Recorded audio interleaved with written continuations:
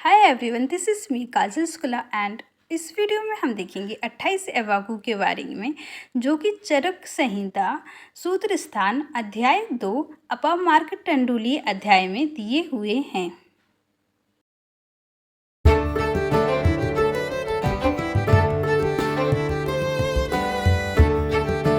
First number दीपनीय एवागु, जठर अग्नि को प्रतियुक्त करने वाली एवागु। सेकंड नंबर पाचनी एवं ग्राही पिया, अन्न का पाचन करने वाली। थर्ड नंबर वातज अतिसारघन। फोर्थ नंबर पित्त श्लेष्म अतिसारघन। फिफ्थ नंबर रक्त अतिसारघन।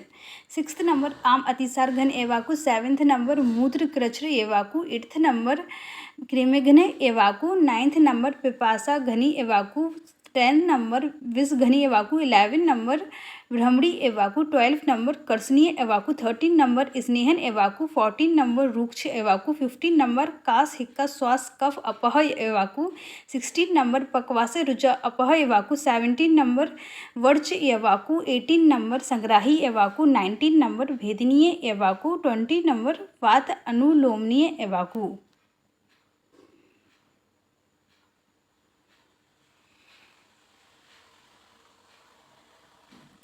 21 नंबर घृत व्यापत्ति नाशिनी। 22 नंबर तिल व्यापत्ति नाशिनी। 23 विषम ज्वर नाशिनी। 24 कंठिया एवाकु। 25 रेतु मार्क रुचापह एवाकु। 26 वृस्या एवाकु। 27 मध्य विनाशिनी एवाकु। 28 क्षुधा हन्यात एवाकु।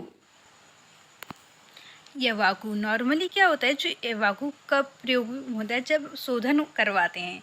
शोधन अर्थात पंचकर्म, जिसमें वमन, विरेचन, अनुवासन, वस्ती, निरूह वस्ती और नस, ये सभी चीज़ें आती हैं। तो जब पंचकर्म करवाते हैं तो उसके बाद जठर अग्नि मंद हो जाती है।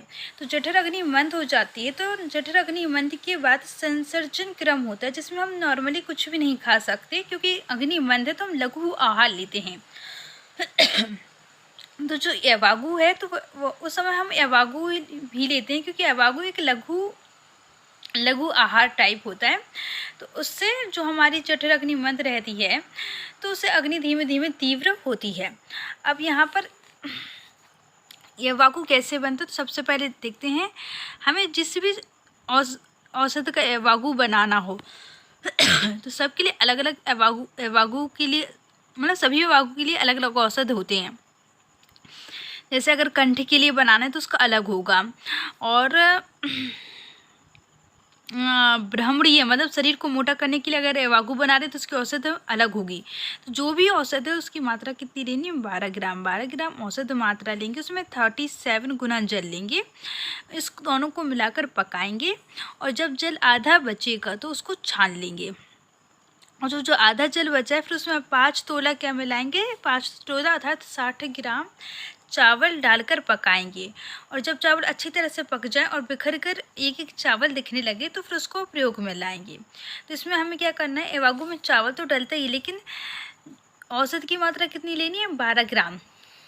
जो भी बना रहे हैं, जैसे मोटे होने के लिए अलग एवागु बनता है, पतले अगर शरीर को दुर्बल पतला करना है तो उसके लिए अलग एवागु होता है। तो इस क्रम से पूरे 28 एवागु होते हैं। हम 28 एवागु देखेंगे कौन कौन से होते हैं। सबसे पहले दीपनीय एवागु। दीपनीय एवागु में अगर हमें जठर अग्नि को दीपन करना है, अर्थात हमें जठर अग्नि बंद हो गई है उसको दीपन करना है, उसको तीव्र करना है, तो उसके लिए जो एवागु होती है उसमें औषध कौन कौन सी यूज़ होती है। उसमें औषधि यूज़ होती है पिपली, पिपली मूल, चव, चित्रक, नागर। 5 चीज़ें होती हैं, पिपली, पिपली मूल, चव, चित्रक, नागर। 2 पापा से, 2 चाचा से और 1 ना से। पिपली, पिपली मूल, चव, चित्रक, नागर। नागर को सोंठ भी बोलते हैं। अब पाचनी एवं ग्राही एवागु, अगर अन्न का पाचन अच्छे से करवाना है तो उसके लिए पाचन और ग्राही अर्थात मल को बांधने वाली एवागु होती है। जिसको अगर डायरिया वगैरह की प्रॉब्लम है तो उसमें पाचनी एवं ग्राही एवागु यूज़ होती है। इसमें क्या क्या यूज़ होता है, कैथ लेते हैं, बेल लेते हैं, चांगेरी लेते हैं, तक्र और दाड़िम। खट्टा कैथ, बेल, चांगेरी को 3 पतिया भी बोलते, तक्र अर्थात मठा और दाड़िम अर्थात खट्टे अनारदाने। वातज अतिसार घन एवागु होती है, तो उसमें क्या क्या लिया जाता है, उसमें साल पड़नी, प्रश्न पड़नी, छोटी कटेरी, बड़ी कटेरी और गोखरू। साल पड़नी को सरीवनी भी बोलते हैं, प्रश्न पड़नी को पिट्ठीवनी भी बोलते हैं, छोटी कटेरी को कंटकारी भी बोलते हैं, बड़ी कटेरी को बृहति या बनभंटा भी बोलते हैं, गोखरू। पित्त श्लेष्म अतिसार घन एवागु है, तो उसमें जो औषधि लेते हैं वो कौन कौन सी लेते हैं? उसमें सालपर्णी अर्थात सरीवन, प्रश्नपर्णी पिठीवन लेते हैं, बेल लेते हैं और खट्टे अनारदाने लेते हैं। रक्त अतिसार घन एवागु मतलब अगर रक्त अतिसार घन है मतलब अतिसार है मतलब डायरिया हो रहा है, उसमें रक्त ब्लड आ रहा है मतलब लूज मोशंस के साथ ब्लड आ रहा है या डायरिया टाइप जिसमें ब्लड आ रहा है, तो उसमें क्या लेना है जो औषधि लेनी है उसमें बकरी का अर्धोतक दूध, अर्धोतक दूध मतलब जिसमें आधी मात्रा में दूध हो और आधी मात्रा में पानी हो, ऐसा बकरी का दूध लेना है। फिर उसमें सुगंध वाला मिलाना है, नीलकमल मिलाना है, सौंठ और कृष्णपर्णी मिलाना है, तो ये रक्त अतिसार घन एवागु हो जाएगी। फिर आम अतिसार घन एवागु, आम अतिसार घन एवागु में क्या क्या आता है? अतीस, सोंठ और खट्टे अनारदाने। आम अतिसार मतलब जो अतिसार रोग हो रहा है जिसमें अन्न का अच्छे से क्या नहीं हुआ, पाचन नहीं हुआ है, वह आम है। आम मतलब अन्न का पाचन नहीं हुआ है और अपक्व अन्न बाहर निकला है, तो आम अतिसार हो रहा है। उसको रोकने के लिए क्या क्या? अतीस, सोंठ और खट्टे अनारदाने। फिर मूत्र कृच्छ्र, अगर मूत्र में परेशानी है तो उसके लिए जो एवागु बनती है उसमें गोखरू, कंटकारी और फाड़ित ये चीज़ डलता है। क्या क्या? गोखरू, गोखरू को स्वदंष्ट्रा भी बोलते हैं, कंटकारी जिसको छोटी कटेरी भी बोलते हैं और फाड़ित होता है, फाड़ित को राब भी बोलते हैं। तो अगर गोखरू की जगह स्वदंष्ट्रा आ जाए, कंटकारी की जगह छोटी कटेरी आ जाए और फाड़ित की जगह राब आ जाए तो कन्फ्यूज़ नहीं होना है, वही है मूत्र कृच्छ में। क्रेमेघन में कौन कौन से यूज़ होते हैं? तो उसमें होता है विडंग, पिपली, सहीजन, मरीच, तक्र, सब्जी खार। विडंग, पिपली, सहीजन, मरीच, तक्र, सब्जी खार ये सारी औषधियाँ यूज़ होती हैं क्रेमेघन की जो एवागु बनती है उसमें। पिपासा घनी, क्रेमेघन मतलब कीड़े हो जाते हैं तो कीड़े को दूर करने के लिए। पिपासा घनी मतलब जब बहुत ज़्यादा प्यास लगती है तो उसको दूर करने के लिए जो एवागु होती है उसमें 6 औषधियाँ का प्रयोग होता है। कौन कौन सी? मृदविका मतलब मुनक्का, सारिवा, लाज, लाज अर्थात धान का लावा होता है, पिपली, मधु और नागर तो अर्थात सोठ होता है। विषघ्नी एवागु ये इजी है याद करने में, जिसमें सिर्फ सोमराजी यूज़ होता है, तो सोमराजी से बनी हुई। फिर ब्राह्मणी एवागु, ब्राह्मणी एवागु सुअर के मांस रस से बनी हुई एवागु जो होती है वह ब्राह्मणी मोटापा में यूज़ होती है, शरीर को मोटा करने में। शरीर को पतला करने में कर्षणीय एवागु में भुने हुए गवेधुक में जौ, बाजरा ये सारी चीज़ें आती हैं, उनको भून लो और उसमें शहद भी मिला लो और इसकी एवागु बनाओ। मतलब जो भुने हुए गवेधुक और शहद हैं इनसे जो एवागु बनती है वह कर्षणीय होती है। स्नेहन में क्या करना है?